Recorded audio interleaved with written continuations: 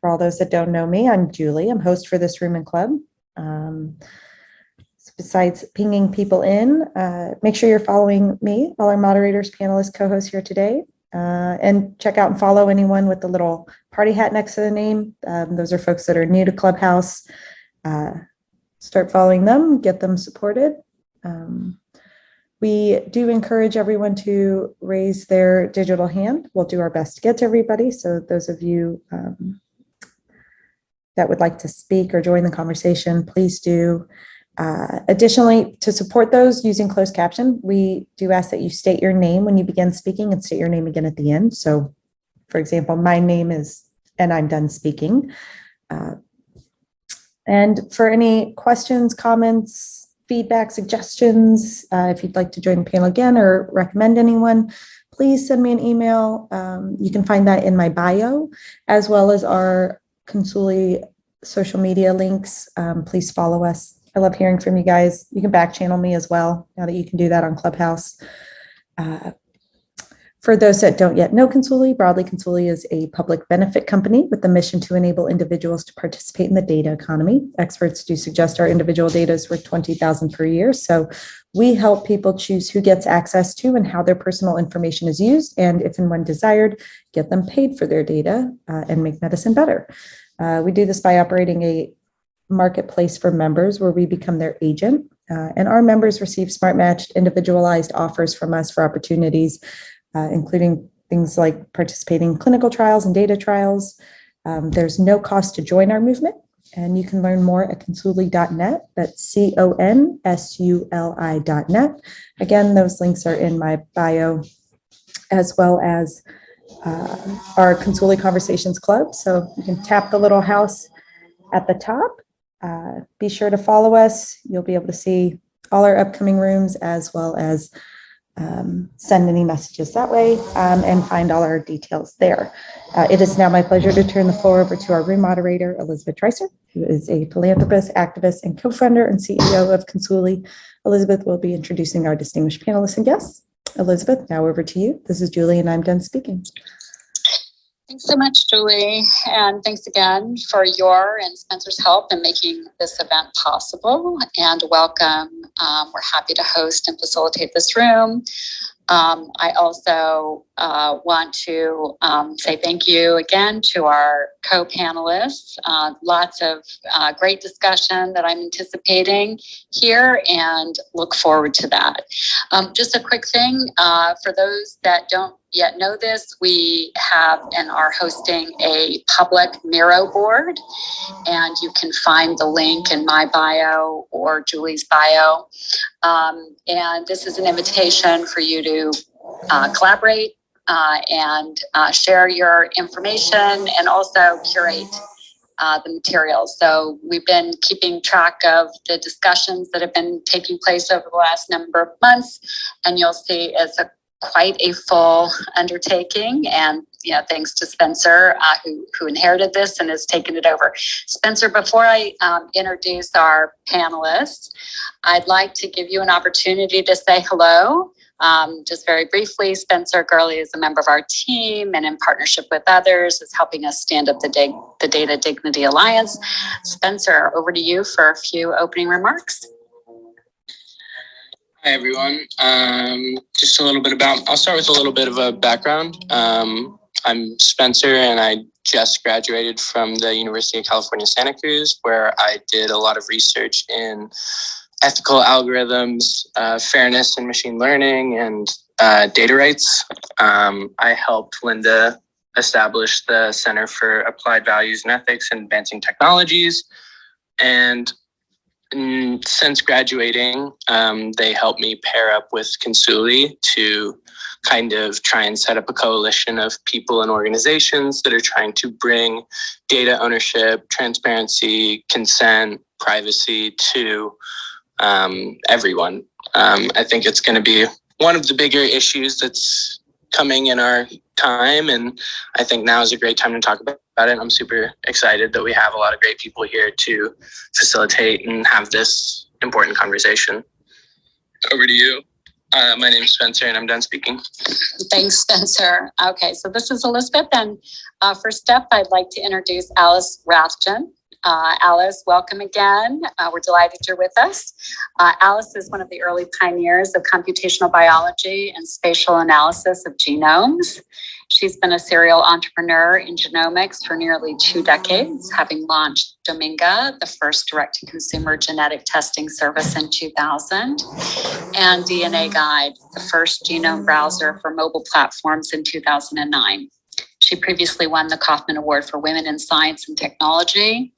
Alice brings to DNA Compass her passion for patient-centered data and building federated genomics infrastructure for delivering consented genomes at scale. Alice, thanks again. I'm turning the mic to you for your opening remarks. This is Elizabeth, and I'm done speaking for now. Yeah, hi, Elizabeth. Thanks for hosting this again.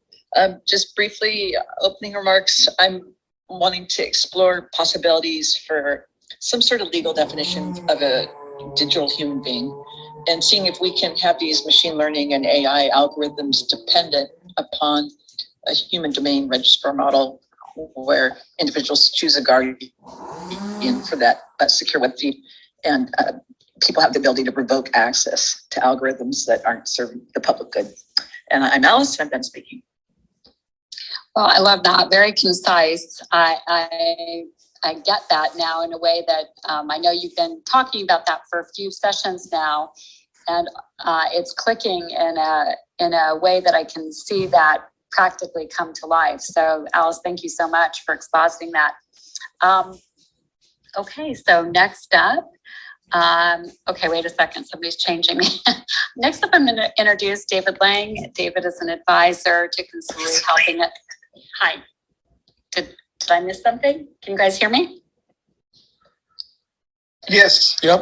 Yes. Okay, somehow I got a big beep on my end, but guess that didn't come through on your end. Welcoming David Lang. David is an advisor for Consuli, helping us also stand up the Data Dignity Alliance. He's also managing partner of DAL Consulting, where he provides strategic guidance, pivotal introductions, access to capital for mission-inspired organizations, and also provides environmental, social, and corporate governance, ESG counsel.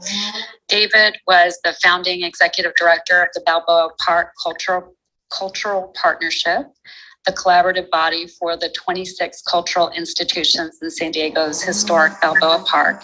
And prior to joining the partnership, he was director of government affairs and assistant to the chairman of the board for the parent company of the NFL's Tennessee Titans. David serves as the corporate director's forum board of advice. He serves on the board of directors. He's also on the Bastyr University Board of Trustees. I am now turning the mic over to David for his opening remarks. This is Elizabeth, and I'm done speaking for now. Thank you, Elizabeth. And I'm really looking forward to hearing the insights for the panel. I don't without more news about the value of individual data and how that's not at this point going to the individuals. So such an important topic. This is David, and I'm done speaking. Thanks, David. Yeah, indeed. Next up, I want to introduce Devon White.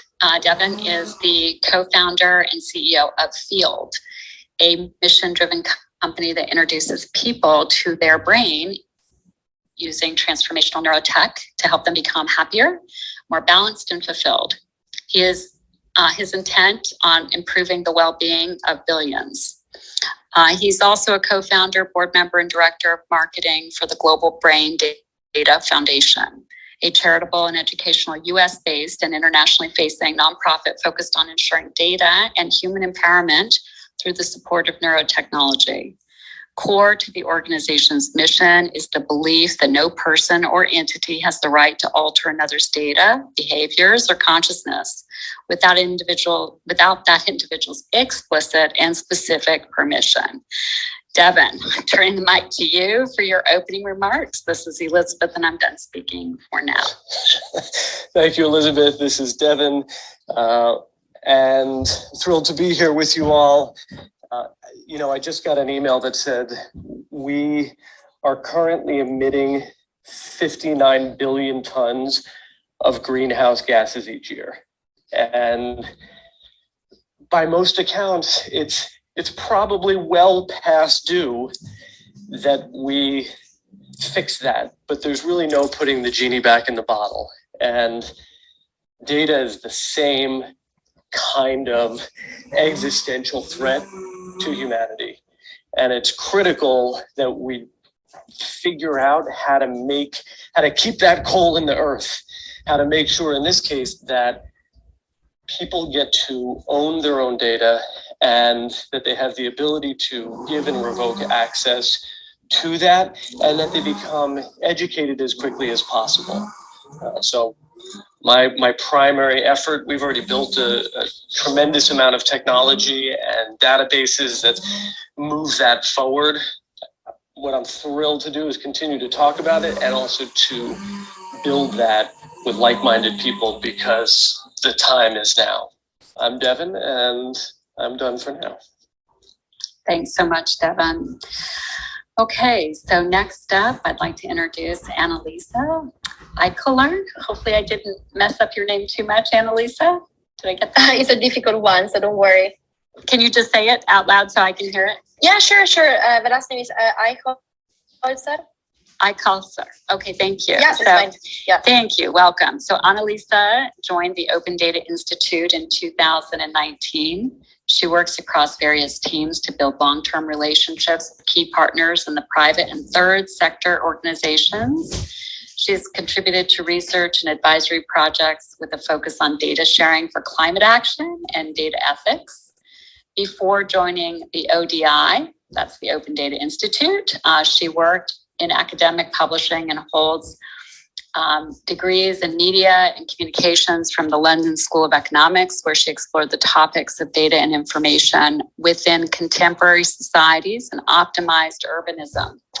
Annalisa, delighted to have you with us. The mic is yours for your opening remarks. Thank you very much. So this is actually the first time that I'm using Clubhouse, so it's really great to be here and discussing all of these relevant topics with you all. I think what I would like to discuss today, and probably also have some feedback, is as we said in the introduction, how data can actually is actually increasingly seen as a powerful tool in solving challenges and supporting climate action, but especially how data can become even more powerful when it's standardized and is shared in ways that meet a wide range of user needs. And I'd be happy to share more on our latest work at UDI on these topics. So this is Annalisa, and I'm done speaking. Thank you so much, Annalisa. Really appreciate that and looking forward to learning more. And this is going to be a rich conversation, I can already tell. So next up, I'd like to introduce Dr. Lisa Berkley. Lisa is the co-founder and co-director of the Center for Applied Values and Ethics in Advancing Technologies, or CAVIAT, at Crown College, University of California, Santa Cruz. She is a futurist committed to the care and well-being of the earth and all her animate and inanimate beings, especially humans. Lisa has developed the Compassionate Governance Index and has lived on 4 continents, working as an educator, advisor, and consultant within the international peace and security sector. Lisa, the mic is yours for your opening remarks. Thank you, Elizabeth. I'm so happy to be here with everyone here, and I'm looking forward to our conversation. What brings me here is not only my role as CAVIAT's co-founder and co-director, but also as someone who's very interested in the use of data within governance and how we can use it in a positive, enlightened way to build better communities throughout the world. And the mic is back to you, Elizabeth. Thank you for this, and I'm done. Thank you so much. Okay, so next up, Soujanya Sridharan. Soujanya is a research analyst at Apti Institute, a Bangalore based think tank that explores at the intersection of technology and society. Her work at APTI's The Data Economy Lab explores approaches to equitable data governance, such as data stewardship and collective bargaining for data rights, with particular emphasis on the health sector. Previous engagements include her work on gender and tech policy at IT for Change and a study on labor unions in India's IT and ES industry as part of her master's thesis at Azim Premji University. I'm turning the mic now to Soujanya for her opening remarks. This is Elizabeth, and I'm done speaking for now. Hi, Elspeth, and everybody else. Thank you. This is Soujanya. I'm looking forward to today's conversation. There are some new and some old faces. And more than anything, I'd like to discuss about how do we make data and the value that you derive from it work for the people and the communities who produce this data, and to ensure that the data is put to good use and in the hands of the right people, and the parties who end up using the data are decided through processes and mechanisms that involve individuals and communities in the governance of data. And this is Soujanya, and I'm done speaking for now.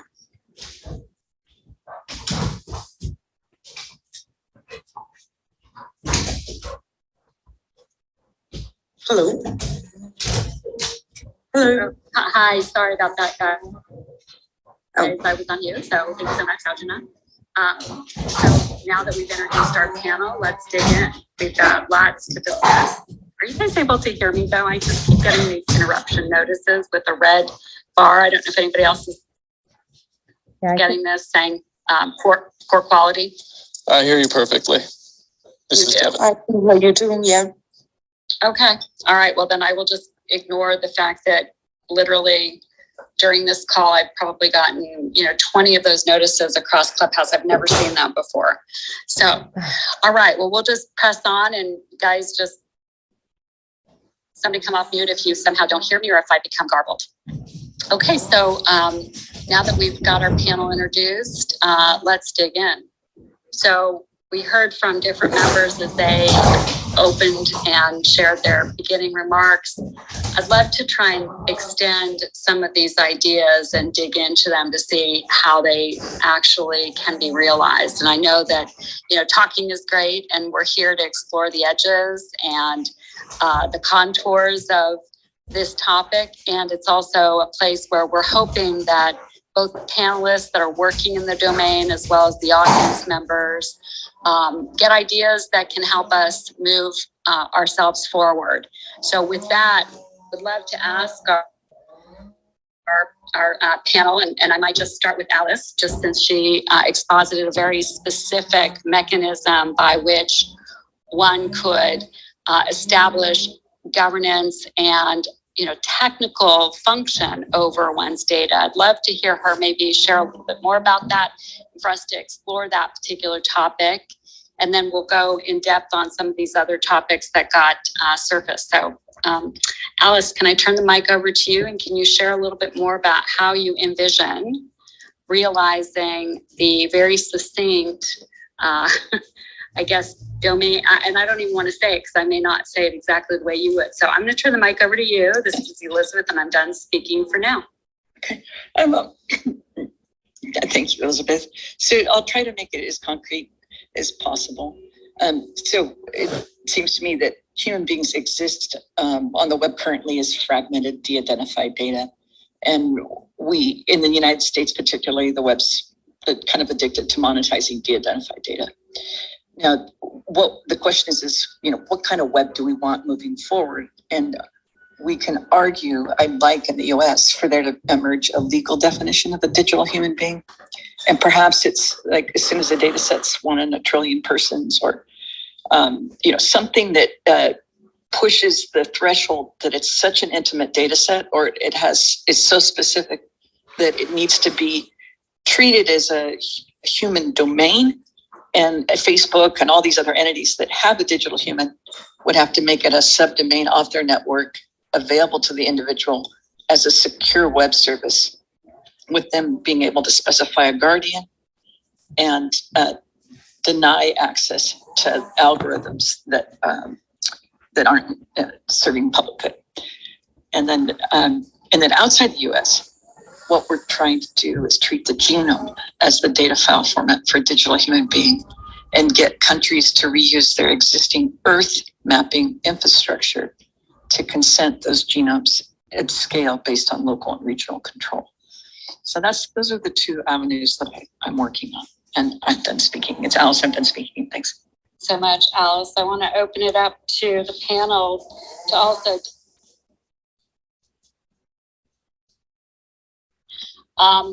What about anonymity? Does that, this idea of individuals being very clearly identified, which, I'm just raising this question as attention to Alice. Yeah, it's a great question, and I've given it a lot of thought. So the problem that we're running into is as you add genetic data sets, then technologies are able to automate genocide. I mean, who are we kidding? That's a real risk. And so the question is how do we create mechanisms that allow human beings to flee? So ideally in democratic societies, you would have multiple entities capable of hosting these genomes. The data would move to a trusted entity as the hosting registrar for the human data set, and that there would be safeguards that other countries would allow those human data sets to move and be refugees, in effect, digital human beings outside a country if it had political instability and there was a desire for people to take themselves offline. Does that help explain what I'm thinking? Yes, it does, Alice. And you've just added so many other dimensions to this as well. I'm going to let the panel come off mute. I have a billion questions, but I want to let everybody get in on this. I'm thinking, Lisa, this is right up your domain.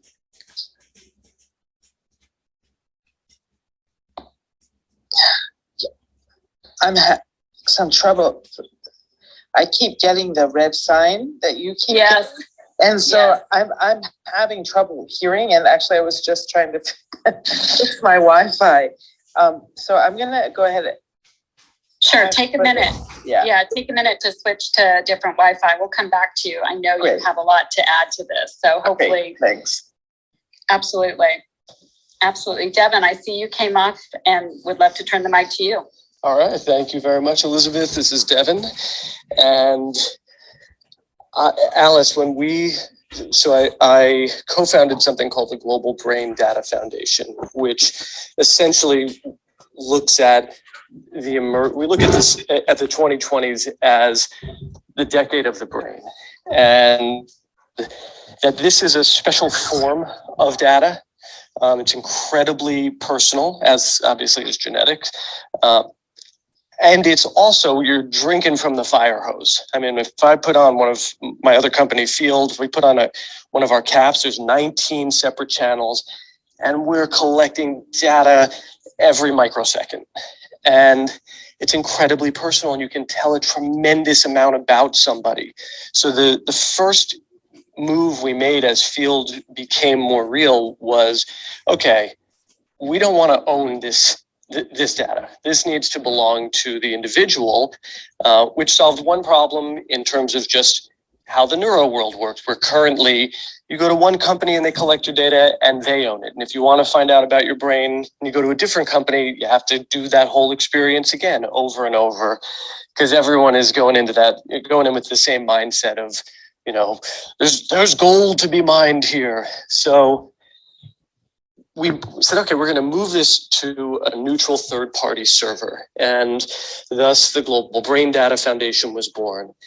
And the idea was it ended up being myself, our CTO of Field, it wasn't them, but his name is Chris Keene, and he's a technologist. He's the architect and engineer of the database for the foundation. And then a woman named Ryan Triplett, who really has the policy and technology side down. She's a Washington insider, she's an attorney, all of that stuff.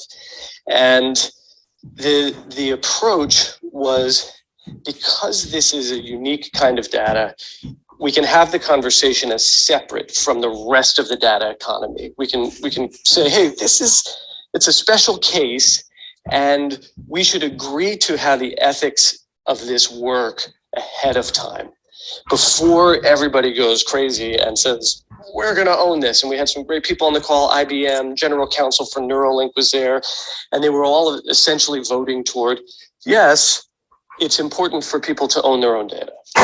We did come into the early question of, well, can we anonymize this and de-anonymize it also? So that became a technological question.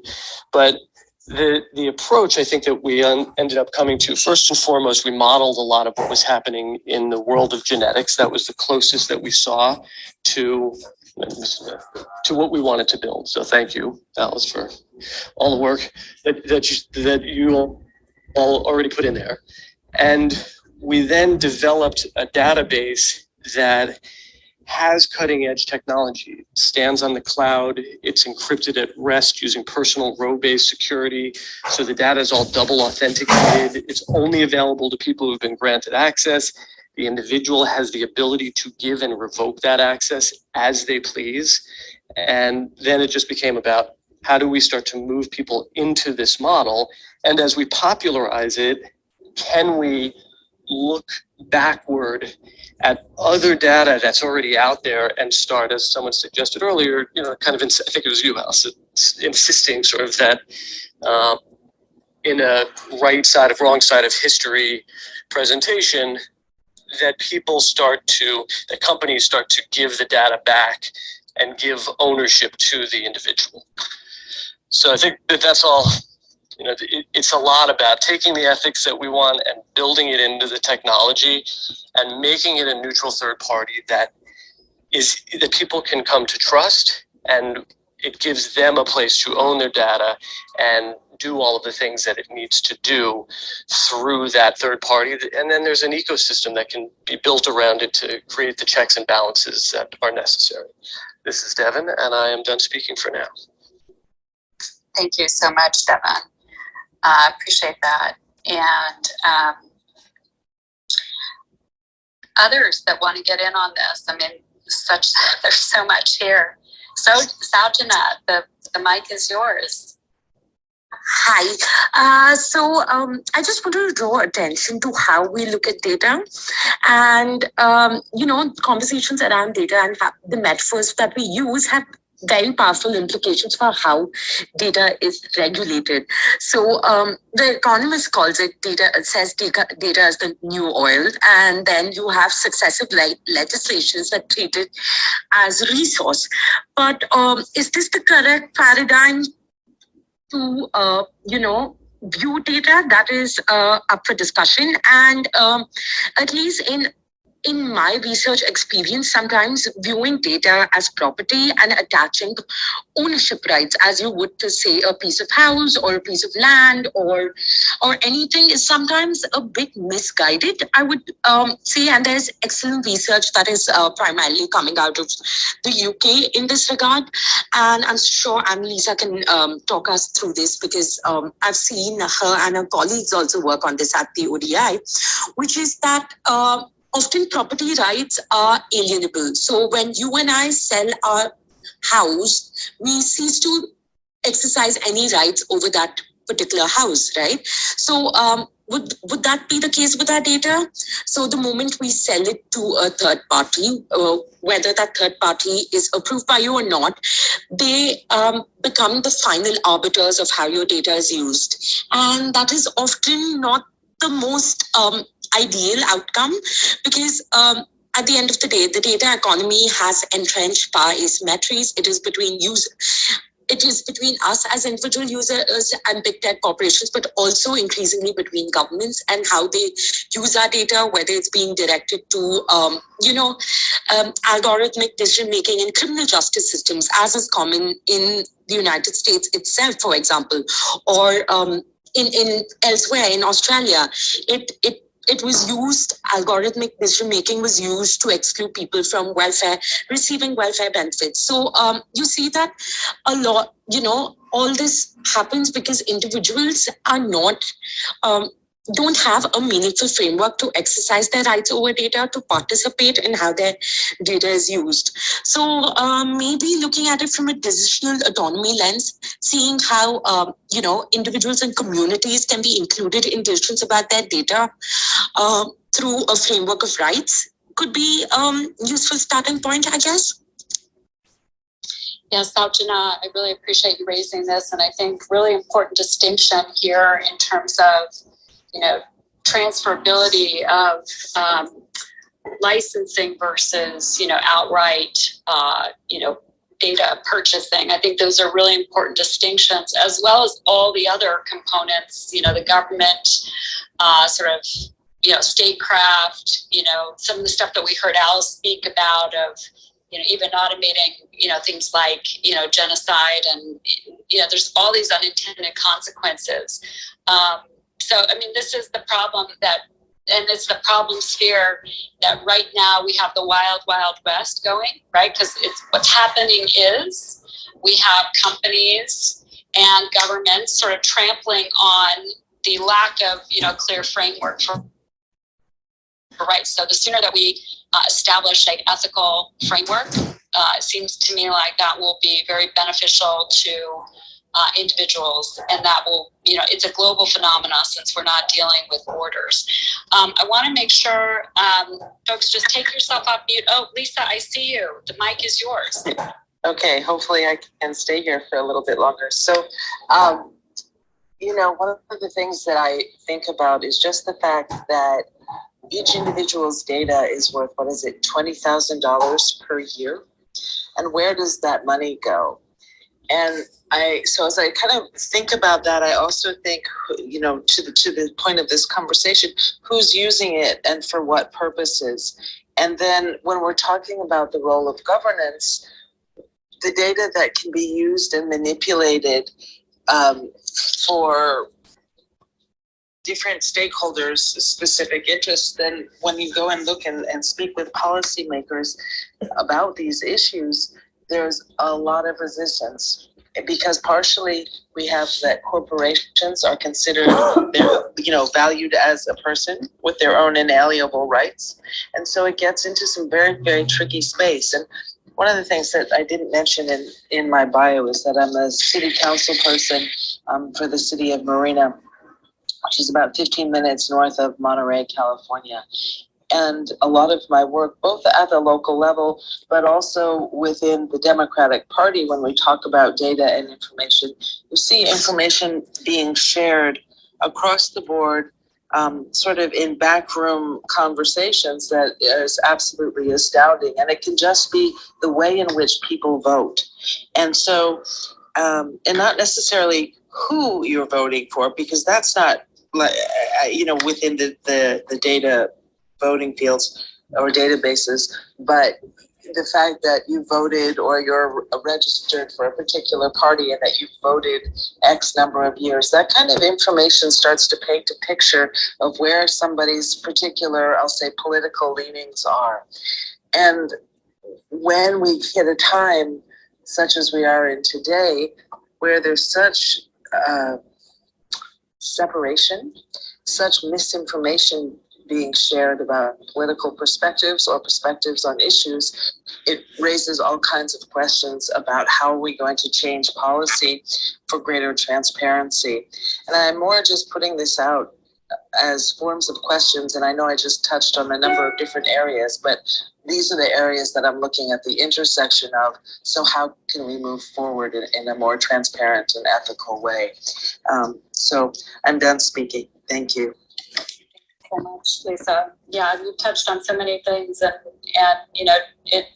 a couple of the company paradigm that you raised, and I will say companies currently consider themselves value based on their data. So we know value is being attributed to these vast stores of some identified, some de-identified data, and it's surprising how many different places that data ends up going, being reshuffled and reused and sort of passed along.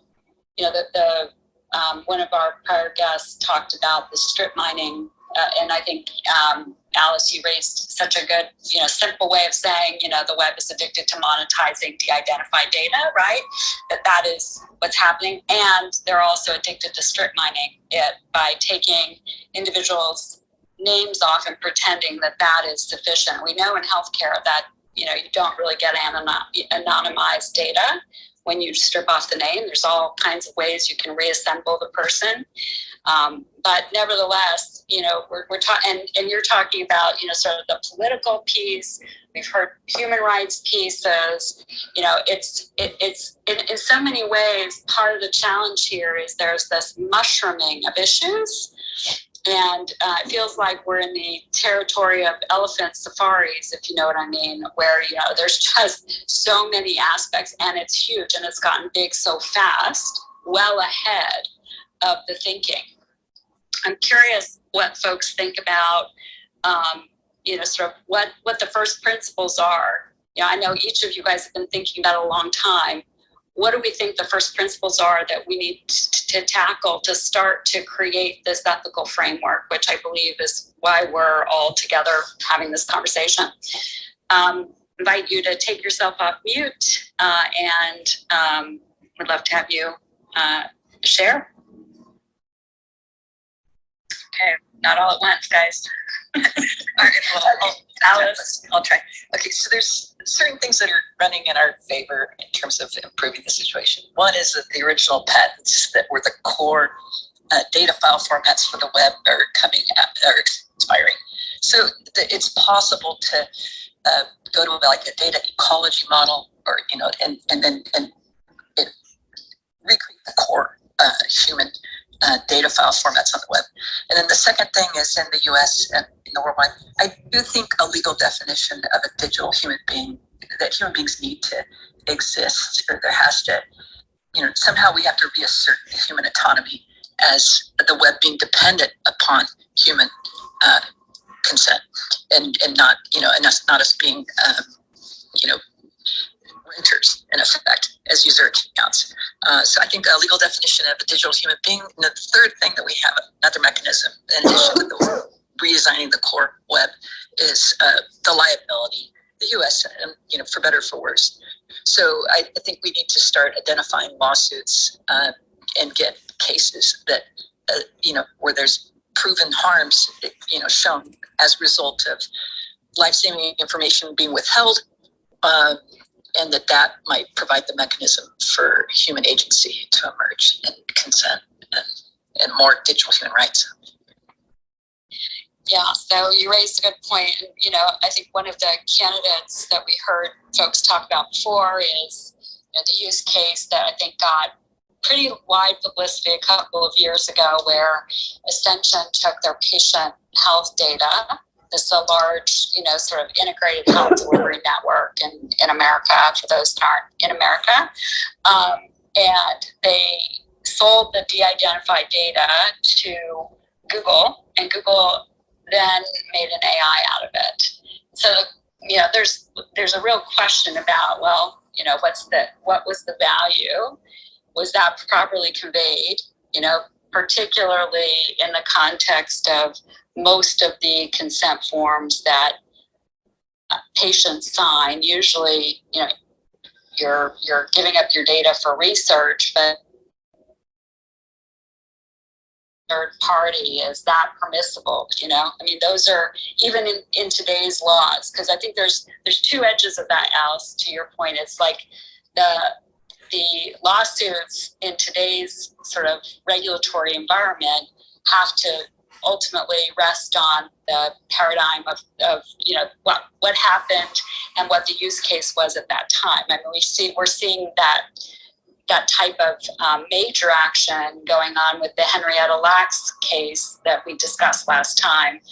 And just again, to remind people, this was a use case where Johns Hopkins in 1951 extracted cellular biomaterial from an individual, and then since that time, sold multiple times. It's traded hands, and it's now owned by Thermo Fisher, which is a very large conglomerate. Kennedy and the Henrietta Lacks family is suing Thermo Fisher for $250 billion. I'm sure a number to inspire attention. And is claiming that, hey, they extracted this tissue line, didn't tell Henrietta Lacks, and on top of it have gone on to create incredible discoveries with lots of value and never, didn't notice and certainly didn't provide any compensation.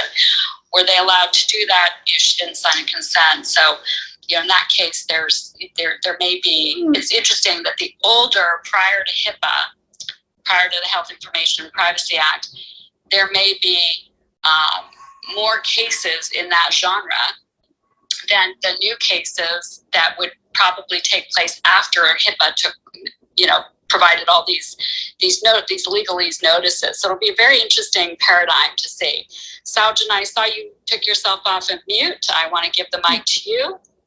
Yeah, so I'd like to touch upon a little about what Alice raised, which is that, yes, we need stronger regulation and a stronger conception of autonomy to be able to drive data governance. And that is precisely, and hats off, that's precisely the problem with current regulatory discourse on data itself, whether it is the GDPR or the CCPA or India's proposed data protection framework. All of them do little by way of actually promoting participation of individuals or promoting their autonomy over decision making. This is precisely because all these laws uniformly have clauses that allow for processing of data without obtaining explicit consent of the users. So like big tech companies or the governments, whoever has access to our data can process it on certain grounds. For example, say if it is in pursuit of their own business activities, it's part of their operations, they can do so without having to notify us explicitly, right? And that is the problem. So a lot of things can pass off as being processed for business purposes when actually they're deriving immense value and accumulating it within themselves without passing it on to us, who are the final owners of data, right? And in terms of first principles for data sharing or rethinking this, there are sporadic efforts to challenge this. For instance, there are data trusts, so to speak, which are being reimagined. There is an initiative that is coming up in the US itself called Place that is looking at data monetization on one hand, but also building a community of data donators who, collectively deliberate upon how their data is used. So Place is one, but also elsewhere in Europe, you have, taking the use case of health data in particular, you have organizations like MeData that are not-for-profit entities in which, people can sign up, store their data, derive personalized health analytics on one hand, but also redirect the use of their data for research studies that resonate with their personal values, but also, drop off from the studies if necessary, and so on. So in so many ways, these are civil society, third sector mediated efforts, but at the essence of it is enabling community participation, which is solely lacking in current regulatory discourse. And maybe, the role of organizations in so many ways like Consuli and others is to promote that, right? Indeed, I appreciate that. Annalisa, I see that you took yourself off mute. The mic is yours. Thank you. Yeah, sorry, I've been quiet now because I was just listening to all of the interesting conversation. I just wanted to say that, yeah, definitely especially in Europe at the moment, and here in the UK, we're observing new and modern ways of approaches to data stewardship that actually look at maintaining and data responsibly. And besides data trust, we also have data institutions, which we define as organization whose purpose actually involves stewarding data on behalf of others and often for public good. So really it goes, it touches upon a number of areas from entities you mentioned until now. There is research, for research purposes, for healthcare purposes, but also we've seen here in the UK for public transports as well, or for wildlife. So really, I just wanted to make the point that the applications, there can be several applications of that, and really the important thing and the interesting thing to think about in here is more about how we can actually align the different stakeholders' incentives and really unifying them in solving, in tackling a common problem, a common challenge that otherwise wouldn't be possible to be solved. Thank you, Annalisa. And I wanted to come back to Lisa. Lisa, I'm not sure if you're in a good spot yet from a Wi-Fi perspective, but I know that, obviously the center caveat is, thinking a lot about these intersections.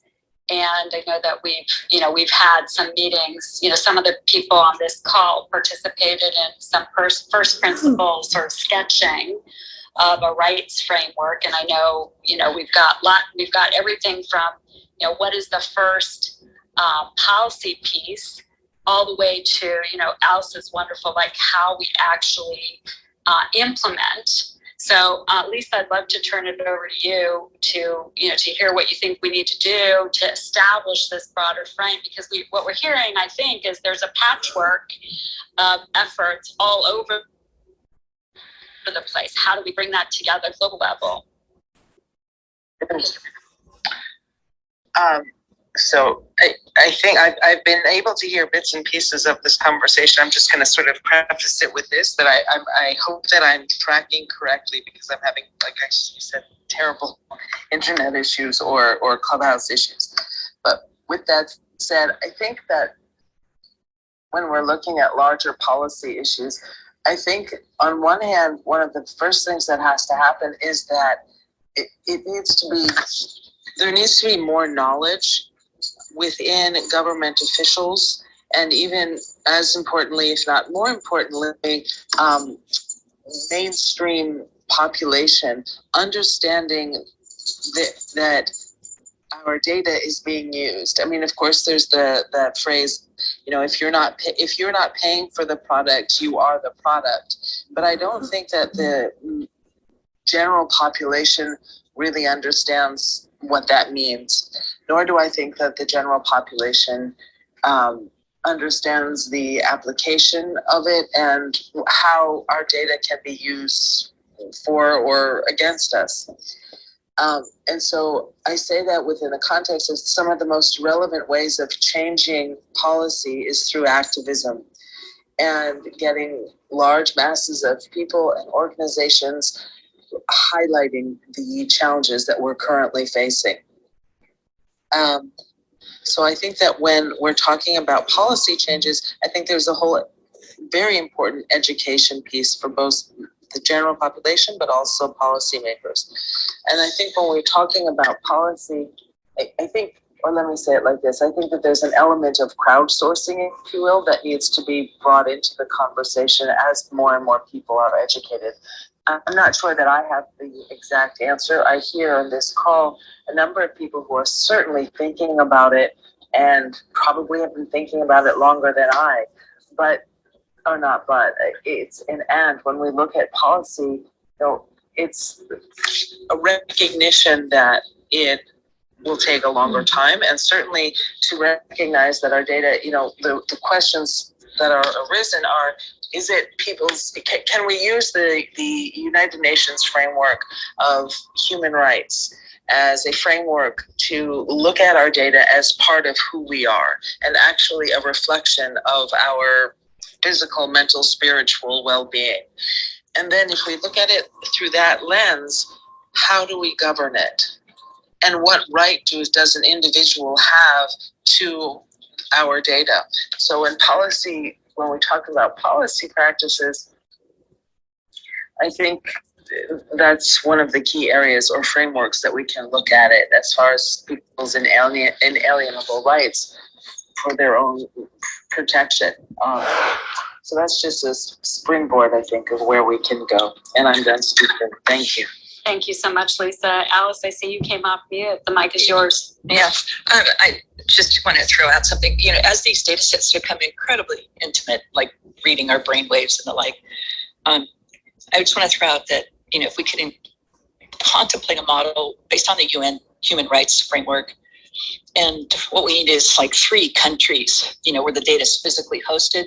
You know, you want at least 3, maybe more, that people would be allowed to have, you know, some sort of Earth digital citizenship, and that we would start to create a digital human being on those servers based on a completely new technology that placed the human autonomy as central, and that slowly we would be moving more and more of our data sets there, and that eventually these de-identified data sets are monetizing it, that data would just increase in liability and decrease in value because it wouldn't have real bi-directional communication capabilities based on dynamic consent, and that rather than, you know, trying to work with countries, what we might want to do is try to figure out those working with real intimate data sets, identify what country could host it, and then, you know, and try to figure out what's the new data file format, completely new way of structuring the information.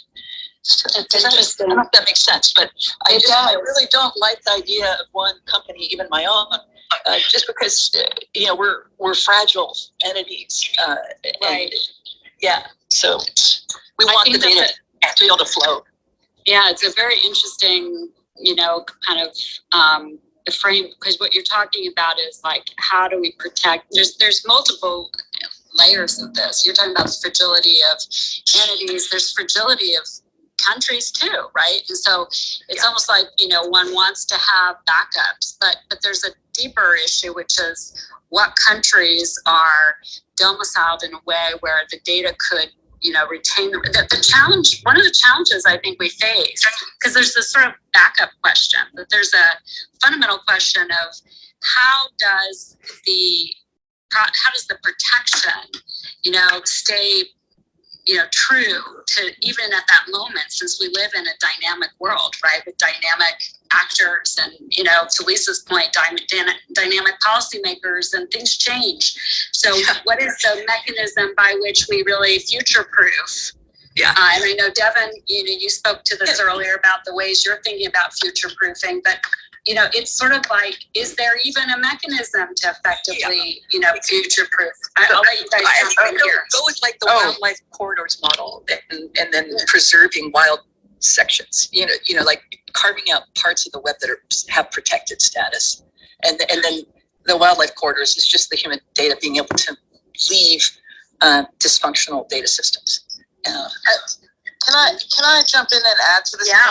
Although I know you asked Devon, so I don't want to cut Devon off. No, Lisa, you're welcome to do that, and then we'll get to Devon. Please jump in. Right. So I think one of the things that when we look at this sort of situation, one of the things that is very relevant to take into account is our data also reflects, you know, it's a reflection of our personhood. And within that context, it also shows our history. So if governments have access to information, or even corporations have access to information, and they're creating a profile of who we were in the past, that's causes a lot of concern, because who you were in the past, even up a year ago, or even if you're starting to click on things just because you're curious and that data is being profiled, it can paint a very inaccurate picture of who you are.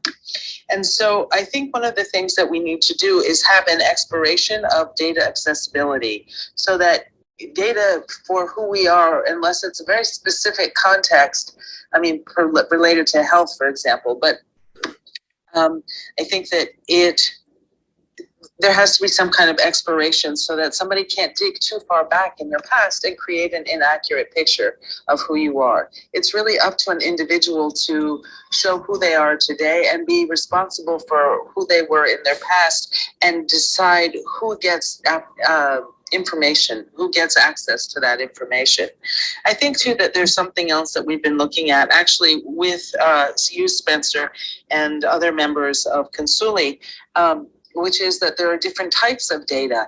And so I think the different types of data and how they're managed when we look at policymaking is something that needs to be brought into the conversation. And I will then turn this over to Devon for follow-up, and then of course to Spencer and other members of Consuli as well, perhaps to discuss the different types of data. And I'm done. Thank you. Well, thank you very much, Lisa. This is Devon. And first I want to start off with a question, and then maybe you can get back to it, Alice, which is I'm curious because you brought it up sort of as a primary interest for you, is the definition of our digital selves. I imagine you probably have a fairly well fleshed out idea about that, which I would love to hear. Certainly for the work that we're doing, integrating what people have already done and thought about and developed well is important. So put a pin in that for a minute and say, in terms of updating, I'm very much a technology first person, in the sense that we're moving to a post-bureaucratic world, in the sense that watch these Senate Judiciary hearings with technology leaders, and they don't have any idea what's going on. So we're not going to be able to really look to politicians to be making in-time decisions. So we have to have a technological framework that, in terms of first principles, is built with the ability to update at the most atomic level and create databases and technology that scale, where you can update the whole thing. And that it's atomic in terms of the information that any individual has access to and ownership of for themselves. So I think that that's a huge part about how we're able to make policy changes, is to have an intelligent interface between the technology and the ethics and the values and the policies that we're delivering as we move forward. In terms of the ability to access people's data histories, I mean, obviously that's a huge thing. And these days you can find one thing that someone did for the right reason, but it looks wrong 5 years later in a new context, and ruin their political career by promoting that, because it's all about the headline, not the truth. And I think in a similar way, I think we're going to move to a place where we're becoming so who we are is updated in time, and our digital selves will be so complex that hopefully some of that is going to go away, because it's being constantly updated. And it will be an obvious blip that you just happened to go on that weird website and look at that thing because you were curious that day. In any case, I think we have to project forward all of these things. And the final thing was, Soujanya, you said something about, not just being an economic or monetary conversation.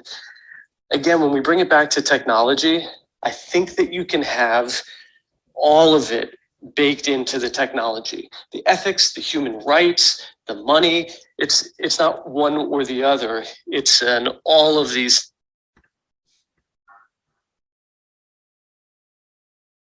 I'm done speaking for now. Thanks, Devon. A lot there. Just to touch on a few things, Alice, I'll turn the mic to you, and then I'll touch on a couple things that Devon said and that has come up in the last few minutes. Alice, the mic's yours. Oh, okay. So Devon, what I am struggling with right now is how to do the stake in the ground. So governments, unfortunately, control human data sets. That's the way it is, because they manage the internet access backbone.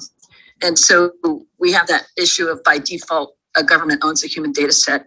And so we have to track government jurisdiction for a human data set. And then we have to figure out a mechanism for those human data sets, agreements between governments to allow those human data sets to move. And that, to me, is the the primary issue that we have to solve, because otherwise you're setting up human consent based on a false foundation. Yeah, Alice, I appreciate that comment. I mean, I think the first principles paradigm that we've been talking about for a little while is really centered on, first, we need better policy. And I think we heard Annalisa say that a lot of different pieces. We heard that from many others in this discussion. We've got this quilt, this patchwork of really inadequate policy. That's a foundation. And that policy needs to establish the framework, the legal framework, which will be the regulatory, if you think about it, it's going to be the regulatory floor. It's not going to be the ceiling. The ceiling will be the ethics, right? And there will be opportunities to codify the regulatory frame as well as the ethical frame. But the ethical frame probably is going to be more about rating or judging operators, whether it be statecraft operators, countries, or whether it be individual companies or any organization. I think that there's going to be sort of a evaluation of the actors that are holding the data, and then the countries that are actually operating in this broader sandbox. I mean, in some ways, it's another challenge for the global society, right? Just like climate is a global paradigm, it affects, not just one region, sort of like the weather moves around the planet. It's a dynamic ecosystem. In many ways, data sort of looks similar to that. And so these how do we take the first hill? And so there's this policymaking body of work. And I think, as somebody was saying, the policymakers don't have a clue about parts of this. And, they admit that.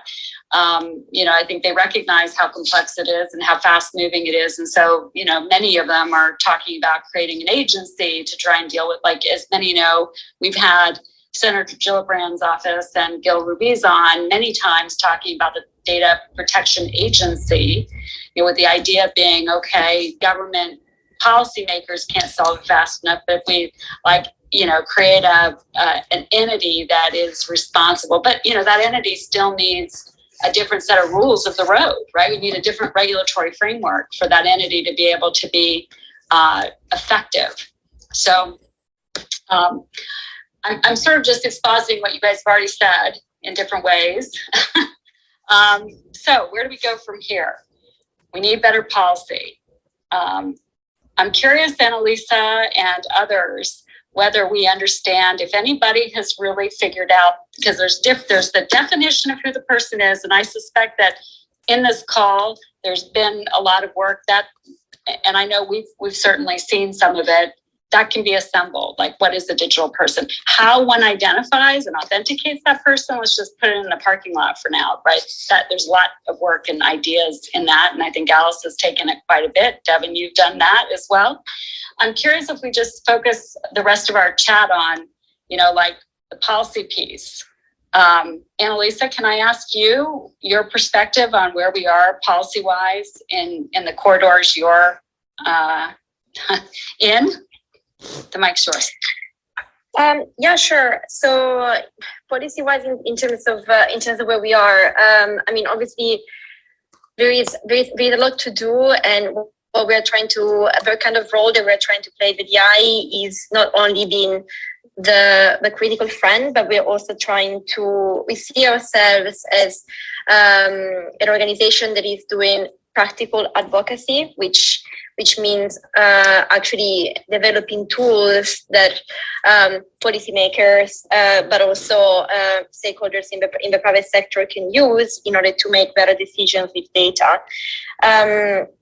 Actually, I would like to touch on the ethics point that you made earlier, because I personally think that one way of actually thinking about how you can embed data ethic practices within your projects or within your everyday work is more by starting really at the source. So trying to understand for things like for instance, what is the primary purpose of using data in your project, and also who could be negatively affected by this project and by the way that the data is being used. So it's really by starting by asking these very basic but fundamental questions of the data that you're using in your everyday life, in your work, in your projects. That's where you can actually start to embed better data ethics practices within your everyday work, and that's where you can make some progress. Now, in terms of going back to your point about policy in the area in which I'm operating, I would just say that so the research that I've been involved in recently is mainly around data sharing for climate action, and we've been mainly focusing in the UK. And what we've seen is that there is a real need for more collaboration across the various stakeholders within the ecosystem if we want to successfully tackle some of the climate change issues that stem from improving water resource management or optimizing urban transport. So really a collaboration across the various stakeholders is really needed. Now, how can you do that? That's a big question. So again, that's why I think that exploring modern ways of stewarding data is probably something that we should be focusing on our attention on the policy side. So really trying to understand what are the new approaches to collect, maintaining, and sharing data responsibly, and what kind of organization should be established in order to do that for the public good. I'm done speaking now. Thank you, Annalisa. I appreciate that. I just want to remind if there's folks in the audience who want to jump in, please feel free to raise your digital hand. I know Julie said that in the beginning, but please feel free to do that.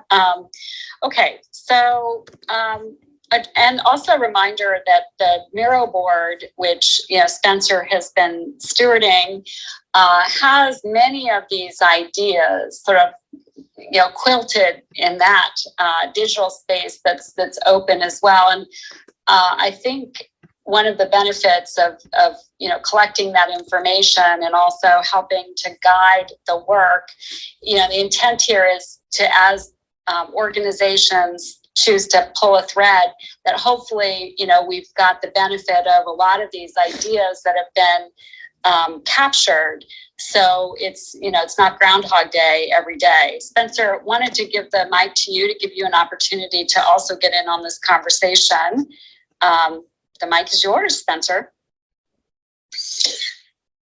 Thanks so much. I think one thing that I kind of tend to hear again and again and again is just this idea that there really is a lot of organizations right now in this kind of data ecosystem of trying to figure out the best way forward. And it seems like the organizations kind of take on, different kind of principles or ways of going about it. Some focus on policy, some focus on education, some focus on building technologies or starting a social movement.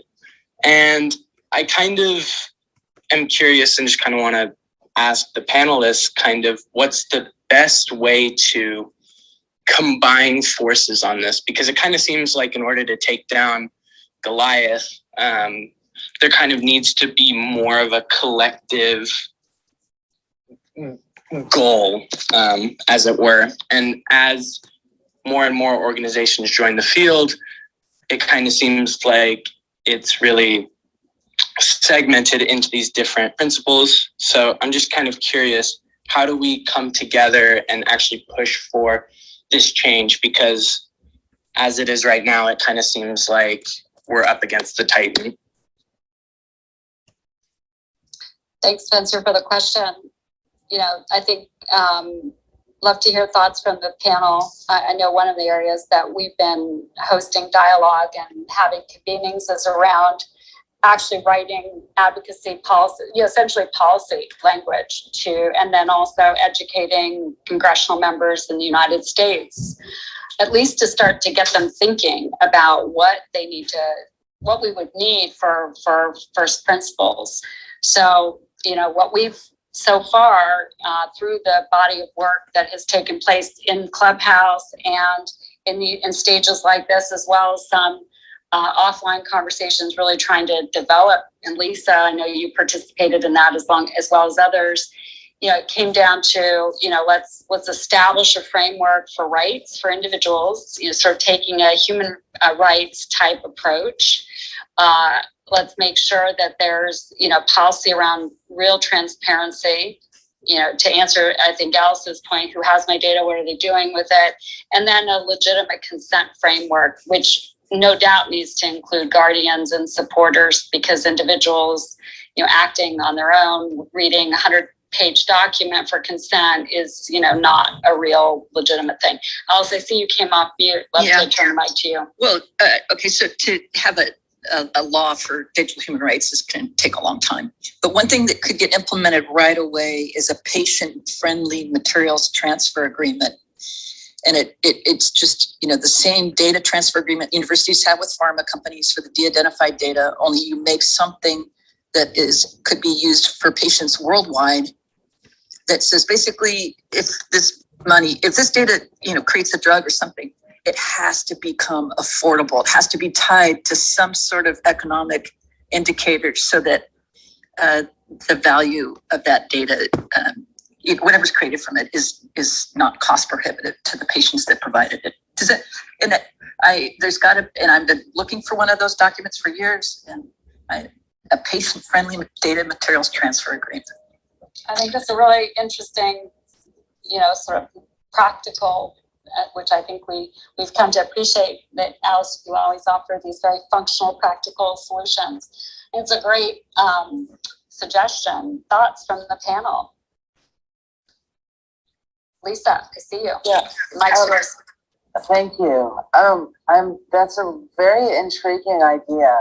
And I'm just also thinking about, if we're looking at data collection, what would a drug company or would a potentially medical device company be willing to work with issues of DEI, diversity, inclusion, and equity within this? Because I think you're raising a very interesting point that's also relevant to many of the social justice conversations that we're having today.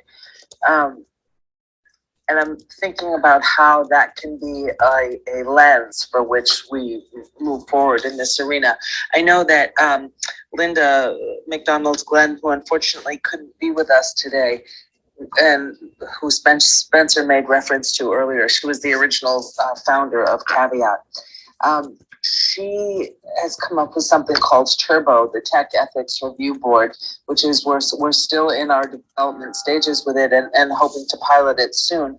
But basically, it's looking at products that come to market or programs that are rolled out through the lens of, for example, the UN Sustainable Development Goals and much more long-term thinking, similar to an IRB, which only looks at the human impact and actually the short-term human impact, that when we're starting to look at rolling out or sharing of data, that it go through this lens and sort of be certified, akin to like a B Corp.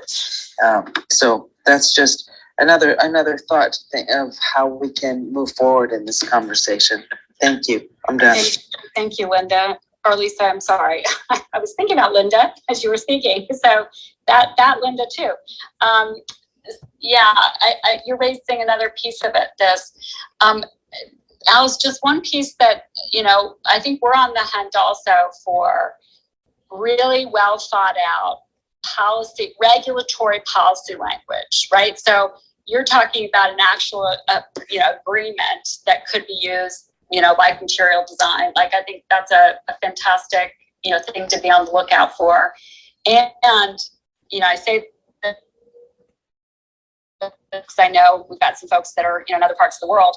I think, this next phase is, we've talked to, I don't know how many dozens of policymakers, and almost every single one of them, without exception, I can't think of an exception at this moment, has asked, hey, can you send us a policy framework?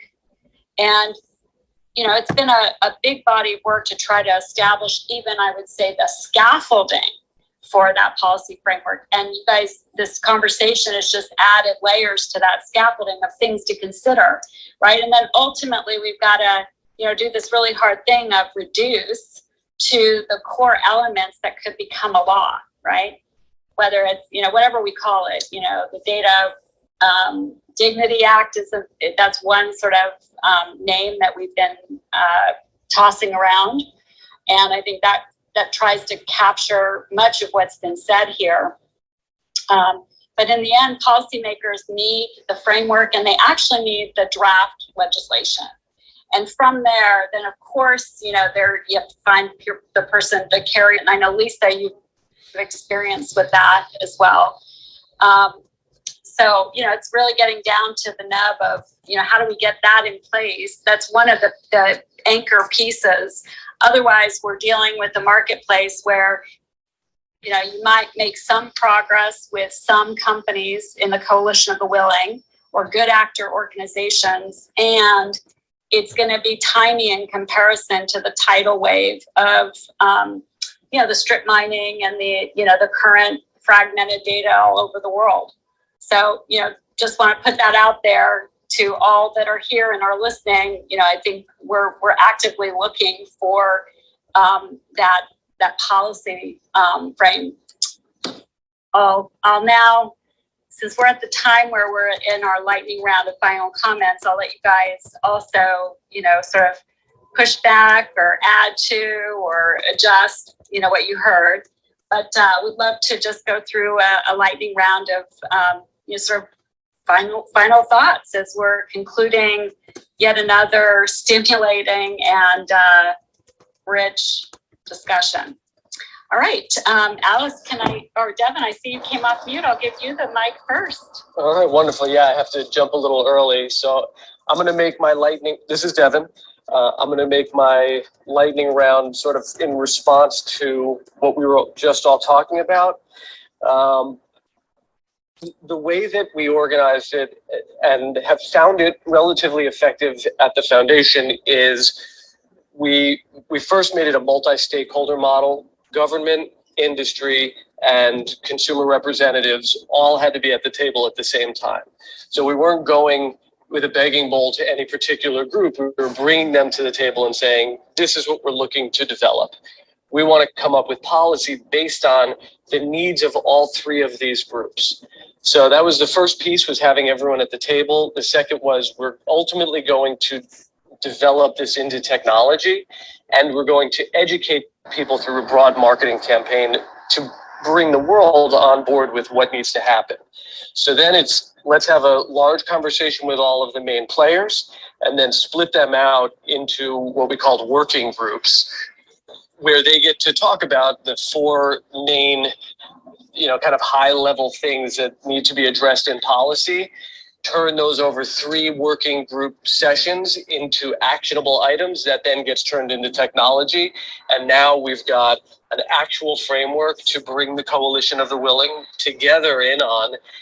And then anyone who opts into that, they get to have the, you know, good housekeeping seal of approval to know that they're moving in that right direction. So to Spencer's point, that was our kind of way of saying, let's turn this conversation into reality, and we can do it in a sort of speedy way by getting people to participate in making something. So thank you so much, everyone. I'm sorry I have to jump off a little early. This is Devon. Have a wonderful rest of your day.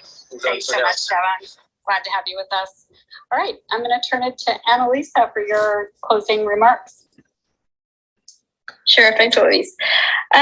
So after everything that we've discussed in terms of the closing remarks, I would just say that most of the challenges that we've touched upon are probably technical. Some are political or policy-oriented, as you prefer, but others are all around like culture and capacity, and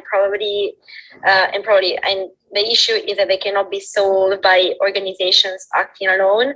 So I think what is really needed in this space is actually ensuring more collaboration and finding ways of ensuring this. So really, I think more research into new models of data stewardship to enhance collaboration is probably what is required in the space in order to advance the conversation. And I'm done. Lisa, I next see on my screen, Lisa, can I turn the mic to you for your closing comments? Sure. First, I want to thank everyone for participating in this rich and diverse conversation. Certainly, we've touched on many areas, but I'm looking forward to working on crafting policy, perhaps with more people or the people in this conversation, where we can really look at how we are, how we're governing this, how we're stewarding people's lives through the lens of data. And hopefully, of course, including the lens of diversity, equity, and inclusion as well, really to help us see data as an aspect or part of being human, and that it's just a crucial part of where we're going towards the future. And I look forward to participating in these conversations and, like I said, drafting policy along these lines. So thank you very much for the time and for hosting this conversation. Thanks so much, Lisa. I really appreciate your contribution, and just a reminder of all the different components. I mean, we have so many different lenses here, so you guys hit so much of the contours. Alice, I'd love to turn the mic to you for your closing remarks. I just want to thank you for another really interesting panel, and then my parting comment, smart of a question. The trick, it seems to me, is that it takes time to formulate these policies and build the solutions. And the problem is that the funding sources come with a trajectory. And so the trick is how do you have funding for the change that we're hoping for that isn't going to derail the vision. And that's currently what's on my mind. But thank you very much. Absolutely. No, it's on our minds too. I think that's a really important piece,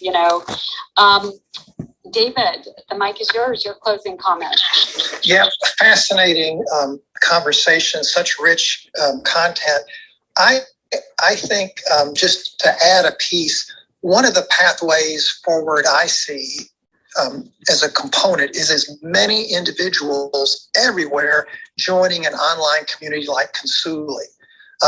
This call is made up of really important thinkers, but I could see a huge community that is engaged that helps this take action. So terrific conversation. I'm David and finished speaking.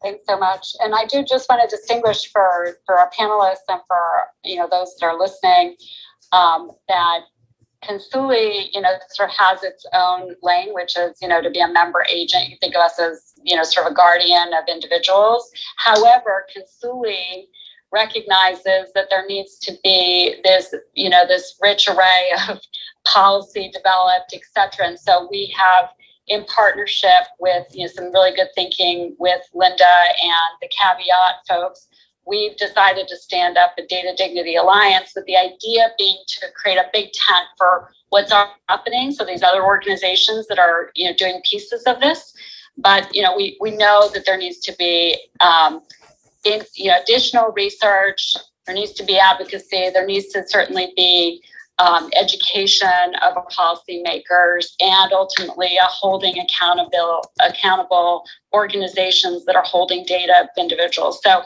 just want to distinguish, and the Data Dignity Alliance is being organized as a nonprofit to steward that really important work. And there'll be lots of organizations, including Consuli, that will benefit from, having, and all of us individually having a thoughtful, really useful mechanisms that support the visions and, much of what's been exposited here.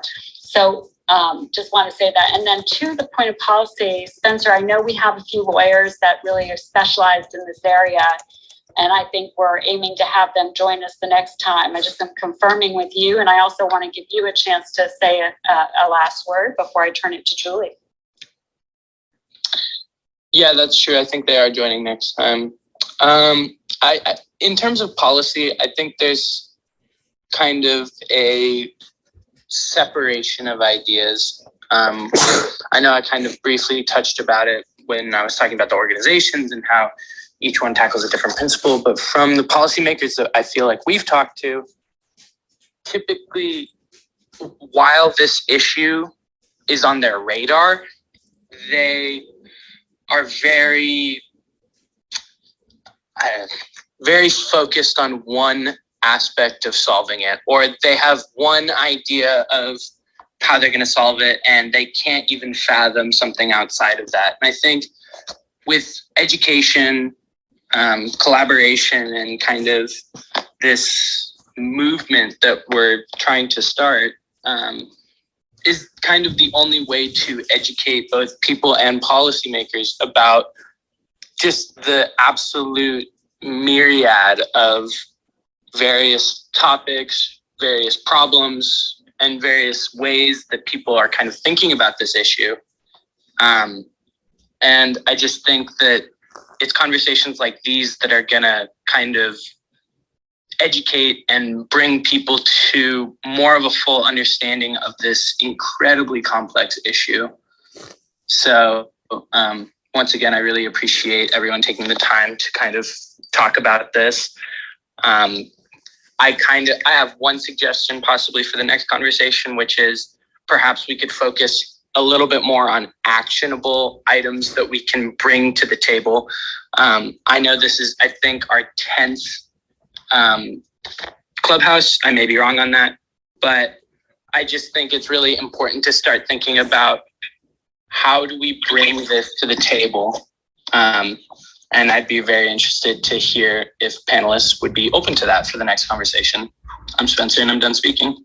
Thanks so much, Spencer. Yeah, appreciate those remarks. And I think it's always a delicate dance, if you will, between, sort of taking action and really just exploring the topic. And so, we do try to strike a balance, the exploring the topic that we're having in this conversation. And I say this for the participants as well as the audience, is really to get all the contours on the table.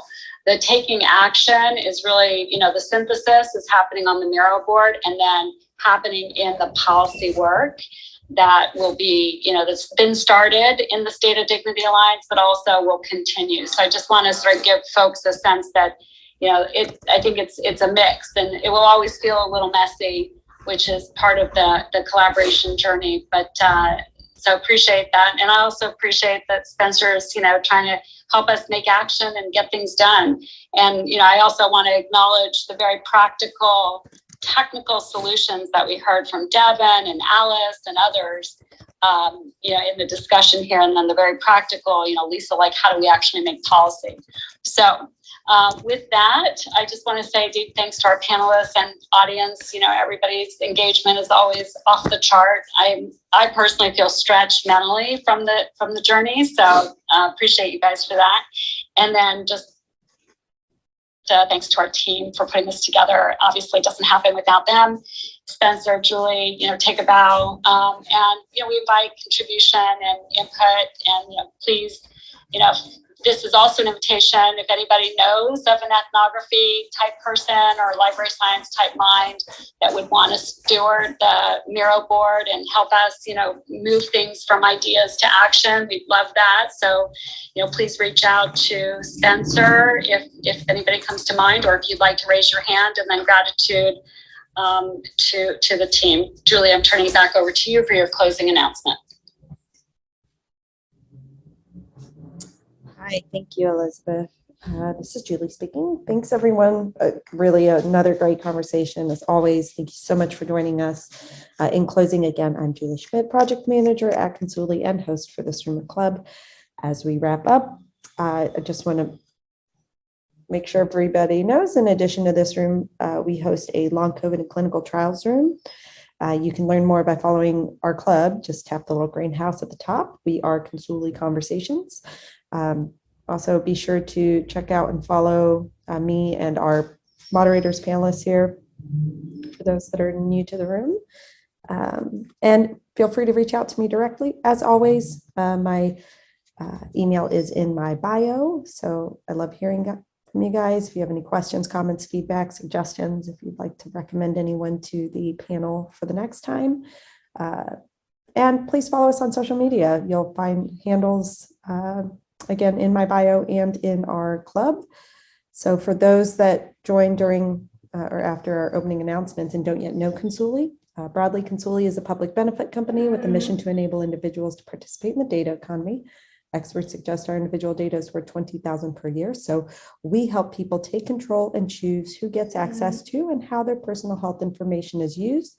And if and when desired, get them paid for their data and make medicine better.